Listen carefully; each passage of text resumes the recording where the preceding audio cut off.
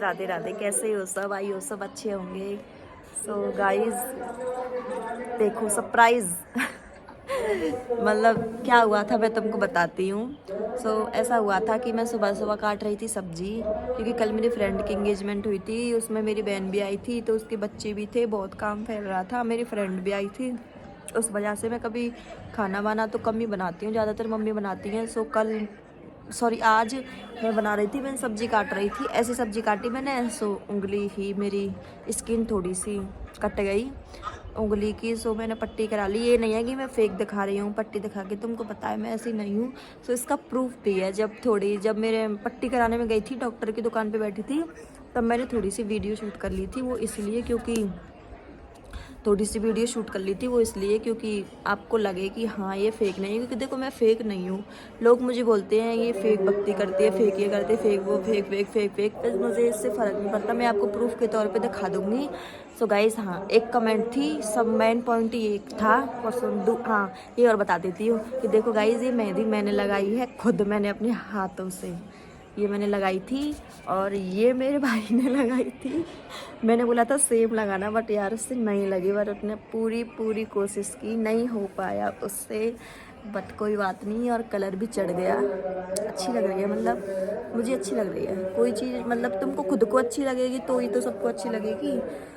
हाँ main point ये था वीडियो का कि कल नहीं, मैंने 3-4 दिन पहले ब्लॉग डाला था, उसमें बोला था अगर आप इतनी ही भक्ति करती हो राधा रानी की, तो आप राधा रानी की एक कहानी सुनाएं हमको, वो भी विदाउट यूट्यूब पे, मतलब सर्च वगैरह कर लेते हैं तब देख लेते हैं। तो देखो सच में कसम में खाती नहीं हूँ कि मतलब ट्रस्ट करना मेरे ऊपर कि सच में ही मैंने ना कोई यूट्यूब में, बचपन से सुनती आ रही हूँ इस कहानी को। तो मैं सच बताऊँ तो जिस चीज़ को मैं सच में सुनते आ रही हूँ उस चीज़ को मैं बताऊँगी। हाँ कहानी अब मैं स्टार्ट करती हूँ। कम कर लिया आवाज़, कम कर लिया, कम बिल्कुल। यहाँ पे मेरी फ्रेंड रहती है, वो मोबाइल चला रही है, उससे बोला था वो देख, क्या ही दिखाऊँ उसको, वो अपना फेस रिवील नहीं कर सकती।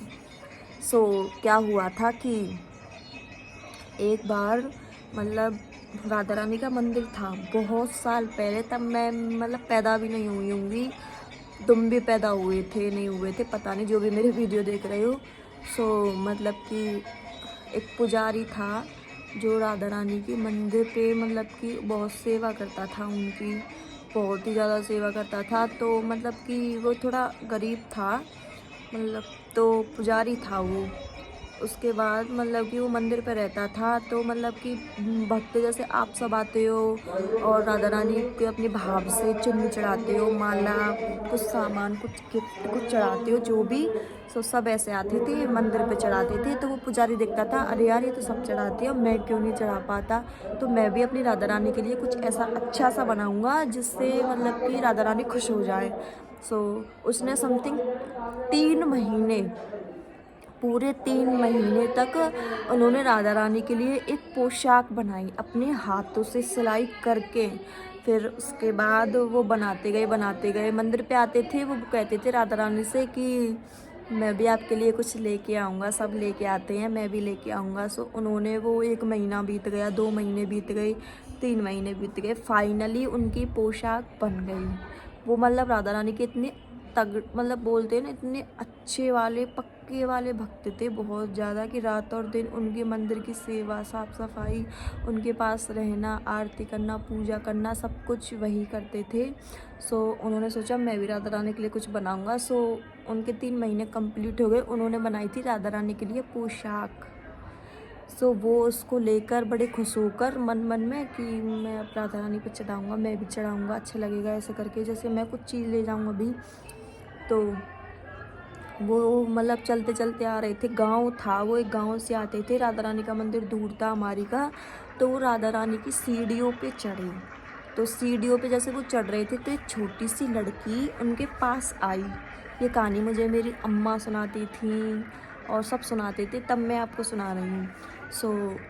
मतलब कि तो वो मंदिर की सीढ़ियों पे आए, तो एक छोटी सी बच्ची उनके पास आई। उन्होंने बोला कि उस लड़की ने बोला मतलब कि बाबा बाबा मुझे ये वो दे दो, ये कपड़े दे दो पहनने के लिए। उन्होंने बोला नहीं बेटी मैं तुमको इन कपड़ों को नहीं दे सकता, मैं तुमको दूसरे कपड़े दे दूँगा।